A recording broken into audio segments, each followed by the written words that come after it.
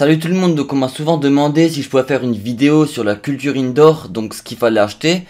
Donc là j'ai fait justement une petite vidéo, je vais en faire une, j'ai déjà fait le panier, où je montre vraiment, là c'est le prix vraiment le moins cher on va dire, donc c'est vraiment accessible, le plus accessible. Donc moi je suis à peu près à 200 € pour le tout. Donc là j'ai déjà ajouté toutes les choses au panier histoire d'en parler une par une. Donc la chambre de culture, donc je vais vous montrer. Elle coûte 44 €. Après moi je suis sur Amazon Prime, donc j'ai un abonnement Amazon Prime à l'année, donc c'est un peu moins cher pour moi. Mais grosso modo c'est à peu près la même chose. Donc chambre de culture, ce qu'il faut savoir c'est si vous prenez une chambre de culture plus grande, là c'est une 40 sur 40 sur 1,20 m. Vous mettez soit 3-4 petites plantes, soit une grosse. Moi c'est plutôt une grosse, je préfère. J'ai plus accès aux pots et j'ai moins de plantes à m'occuper. 40 sur 40, si vous prenez une chambre de culture plus grande, automatiquement vous devrez avoir une lampe plus puissante. Plus de pots, plus de plantes, plus de terre, plus de... Bon, un tracteur extracteur, ça va, c'est pas... Mais voilà, si vous prenez une chambre de culture plus grande, il y a des choses que vous devez prendre en plus de la petite, comme la lampe, et bref, voilà, vous aurez plus de coûts. Donc c'est pas juste mettre quelques euros en plus pour une chambre de culture plus grande qui va faire que ça va augmenter forcément le rendement. Donc pour ce prix là, moi je prends, là vous mettez une ou deux plantes, c'est largement suffisant. Donc chambre de culture. Donc la chambre de culture, elle est importante parce qu'elle permet de garder les plantes dans le noir, quand vous devez vraiment mettre, sauf si c'est des automatiques que vous pouvez mettre même en 24-24, sur les régulières et les féminisées, ça sera du 18 heures de lumière par jour, 6 heures de nuit pendant le temps de croissance, et quand vous voulez la passer en floraison, 12 heures de lumière, 12 heures de nuit. Donc chambre de culture, elle permet aussi de pouvoir accrocher la lampe, le ventilateur sur les côtés en fer. Qu'est-ce que c'est que ça? Le ventilateur sur les barres en fer de côté. Et elle permet aussi de mieux refléter la lumière que si vous mettez la lumière par exemple au-dessus de votre plante sans chambre de culture. Ça va moins bien refléter puisque la lumière va s'éparpiller partout dans la pièce. Alors que dans la chambre de culture, elle va bien rester dans la chambre de culture. Et elle va se faire refléter par cette couleur un peu gris. Et c'est un réflecteur quoi. Voilà. Et en plus il y a des trous pour mettre un tracteur extracteur. Donc c'est parfait. Ensuite l'engrais, donc l'engrais, ça c'est le minimum, donc le tripack. Engrais de croissance, engrais de floraison et booster de floraison. Si vous voulez, l'eau c'est hydrater votre plante, c'est comme un humain. Et on a besoin d'eau, on a besoin de s'hydrater. Bah, l'engrais c'est le nutriment, c'est ce qui se mélange à l'eau pour nourrir votre plante. Votre plante elle va pas grandir avec l'eau, elle va grandir avec les nutriments. Donc soit les nutriments de la terre, soit les nutriments de l'engrais, soit les deux. Mais sans engrais, comme dit l'engrais c'est un petit achat en plus pour un grand rendement supplémentaire. Donc ça vaut vraiment le coup et puis ça vous évite aussi votre plante elle va être plus robuste, plus forte, donc ça vous évite d'avoir des problèmes liés à la faiblesse de la génétique de la plante comme les insectes. Si elle se fait bouffer, si votre plante elle est plus forte, elle peut pas lutter contre tous les insectes, mais au moins si elle est plus forte, elle peut au moins en éliminer les moins forts parce qu'elle va sécréter de la résine justement qui la protège. Et si elle est faiblarde, du coup elle va être plus sensible à ça, aux problèmes de insectes, intempéries, etc. Donc l'engrais. Donc la terre, donc là c'est du light mix et all mix, moitié-moitié. Donc moi ce que je fais c'est que vous pouvez prendre plusieurs pots, donc vous mettez votre graine dans un petit pot, vous faites germer tout ça. Vous mettez bien sûr du light mix, ça c'est pour le début, pendant 2-3 premières semaines. Et après vous rempotez votre plante dans un pot de all mix. Mais moi ce que je fais c'est que je fais autrement, je mets au fond du all mix et l'autre moitié je mets du light mix. Comme ça quand je mets ma graine, du coup les racines vont atteindre seulement le light mix et le temps que les racines atteignent le all mix, la plante est assez grande pour pouvoir absorber les nutriments du all mix. Si vous mettez directement du all mix, votre plante ne va pas pouvoir absorber les nutriments, ça sera une terre qui sera trop riche pour votre petite plantule parce que votre plante est trop jeune pour pouvoir absorber encore ces nutriments là. Et vous risquez d'avoir une surfertilisation et votre plante va avoir une croissance lente voire inexistante et elle peut même crever à cause de ça quoi. Donc privilégiez vraiment les terres light mix pour le début de votre culture. Après vous pouvez aussi utiliser de la terre plante verte que vous trouvez sur les supermarchés. Vérifiez quand même que le pH correspond à ce type de plante que vous voulez faire pousser. Donc ça c'est pour la terre, l'engrais. Même si sur le all mix il y a écrit l'engrais n'est pas obligatoire, sachez que l'engrais c'est comme un complément alimentaire. Quand vous faites faire une culture à votre plante, quand vous la faites pousser, et en fait plus elle aura de nutriments sans forcément trop lui en donner. Il faut quand même qu'elle puisse absorber ce qu'on lui donne, mais l'engrais c'est un petit bonus quoi, c'est un petit plus. Mais si votre terre, déjà moi j'utiliserai un grand pot, donc moitié all mix, moitié light mix, un grand pot. La terre, la plante aura largement assez de nutriments c'est sûr, Mais l'engrais, bah, ça donne quand même un petit plus, ça booste la croissance, ça booste la floraison, ça la rend plus robuste. Donc c'est quand même un petit investissement pour un un rendement beaucoup meilleur.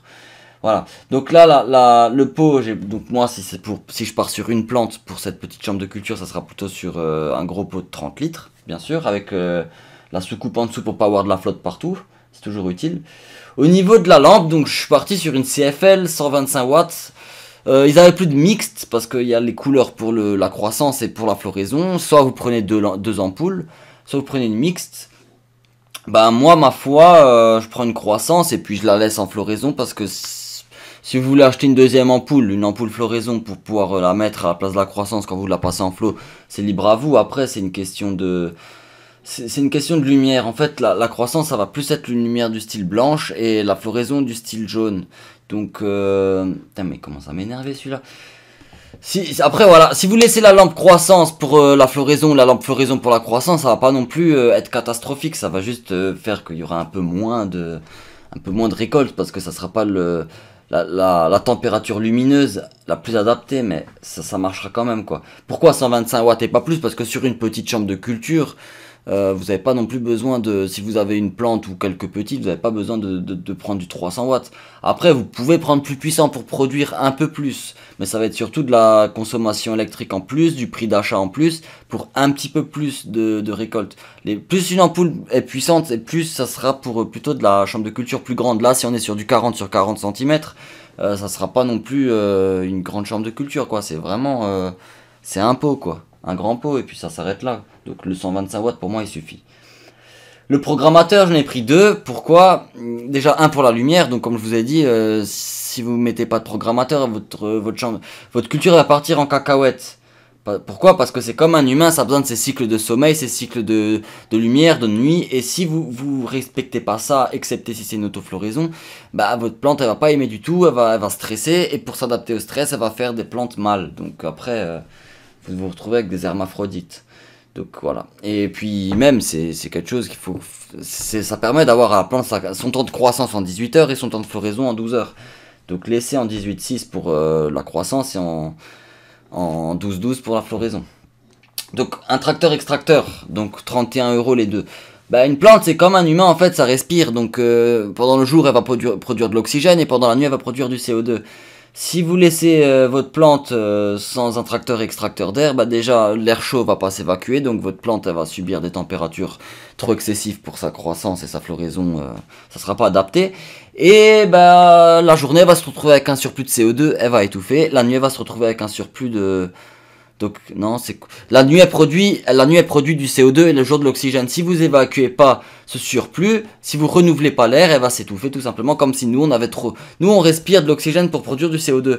Si d'un coup on nous renouvelle pas notre air, on va prendre l'oxygène, on va faire du CO2 et à un moment on aura plus de CO2 que d'oxygène et on va étouffer. Et pour la plante, bah c'est exactement pareil. Donc renouveler l'air, évacuer l'air chaud, renouveler l'oxygène, le CO2, voilà, sinon votre plante étouffe. Le ventilateur, c'est quelque chose qui est assez primordial pour 10 € d'investissement. Pourquoi? Parce que votre plante, pour absorber de l'eau, elle va devoir transpirer. Si vous utilisez un ventilateur, votre plante va pouvoir absorber justement de l'eau, et dans cette eau, il y a des nutriments, parce que les plantes, ça va un peu les sécher. Pas non plus trop, parce que le ventilateur, c'est pour ça que le programmateur, j'en ai pris deux, parce que c'est comme la lumière. Vous mettez en 30 minutes allumé, 30 minutes éteint, ou en 15-15, mais c'est pas 24-24. Le fait qu'il y a du vent sur la plante, elle va se dire je dois résister aux tempêtes pour pas me faire arracher, alors elle va creuser des racines plus profondes et plus puissantes. En plus, elle va devoir absorber plus d'eau avec d'engrais mélangés, donc plus de nutriments, donc la plante va être plus forte, plus grande, plus robuste et un meilleur rendement. Donc c'est un petit investissement pour pareil un meilleur rendement. C'est quelque chose à prendre. Ventilateur, engrais, c'est des petits trucs en plus, mais qu'il faut quand même penser à le prendre parce que ça va vraiment améliorer la culture. Donc là on se sort pour à peu près 200 €. J'ai pas pris de filtre à charbon. Pourquoi? Déjà parce que j'ai qu'une seule plante, mais même une plante ça va sentir. Mais j'estime que pour petit budget, dans la situation où on ne veut pas dépenser beaucoup et on veut quand même faire une bonne culture, bah, le filtre à charbon n'influence pas sur la pousse de la plante. C'est pas ça qui va influencer la croissance ou la floraison. Le filtre à charbon, vous pouvez le rajouter si justement vous pouvez vraiment pas vous permettre d'avoir d'odeur indésirable. Donc rajoutez-le, c'est une trentaine d'euros, quarantaine d'euros. Vu que c'est une petite chambre de culture, vous pouvez prendre le plus petit, hein, c'est pas, vous devez pas filtrer beaucoup d'air. Juste pour l'extracteur d'air, du coup, vous devez changer. Parce que là, j'ai pris un tracteur extracteur, mais ça, c'est des simples. Si vous prenez un filtre à charbon, il faut un extracteur adapté à ce filtre à charbon, plus la gaine. Après, moi, punaise, mais ce truc, il va... Après, moi, j'avais justement un ventilateur simple. Donc, j'avais pas l'extracteur spécialement pour le filtre à charbon. Ce que j'ai fait, c'est que j'ai relié le ventilateur à la gaine avec un scotch épais pour que ça soit vraiment hermétique. Que l'air ne passe pas parce que la gaine, normalement, il faut une espèce d'attache en métal relié à l'extracteur spécialisé pour ça.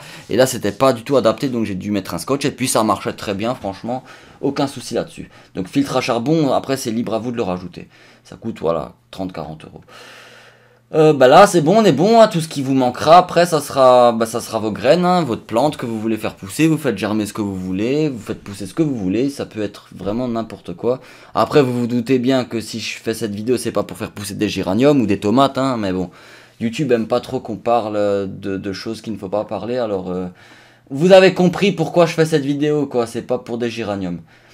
Ici il y a tout, vraiment vous avez l'épaule, la terre, vous avez tout pour faire pousser votre plante. Donc voilà, 200 euros, c'est vraiment... là, vous avez du bon matos, hein, c'est pas 200 euros, c'est un truc à l'arrache. Là, pour 200 euros, vous avez vraiment du bon matos, vous avez votre chambre de culture, vous avez votre lumière, vos pots, vous avez tout le matos qu'il faut pour environ 200 euros. Parce que moi, je l'abonnement Prime, donc c'est un peu moins cher, mais ouais, grosso modo... 200 euros. Je ferai encore une vidéo pour les budgets moyens, les budgets hauts et les budgets très hauts. Mais après, les budgets très hauts, c'est plus par curiosité pour voir vraiment ce qu'on peut obtenir pour plusieurs milliers d'euros. Mais c'est pas... franchement, c'est pas quelque chose que je recommanderais de mettre des 5-6 000 euros pour des cultures hors de prix. C'est même plus rentable, quoi. Après, c'est clair que ça, c'est plus adapté aux grandes entreprises comme les coffee shops et les choses comme ça, quoi. Mais sinon, pour nous, ça serait plus du... entrée de gamme, moyenne gamme, et éventuellement du budget élevé quand on prend des kits pour des grandes chambres de culture, c'est à peu près dans les 1000 euros, 1200 euros quoi, mais après dépenser plus, c'est vraiment adapté plus pour les grandes entreprises. Voilà, donc si cette vidéo t'a plu, n'hésite pas à mettre le petit like, le petit commentaire, si vous voulez poser des questions, en commentaire vraiment je suis là, il n'y a pas de souci. Il y a des choses où je sais pas quoi répondre, donc des fois je réponds pas ou je fais quelques recherches avant de répondre, mais sinon ce que je sais, ou voilà, pas de souci, vous pouvez me mettre en commentaire. Allez, sur ce, bonne chance pour votre culture, bye tout le monde.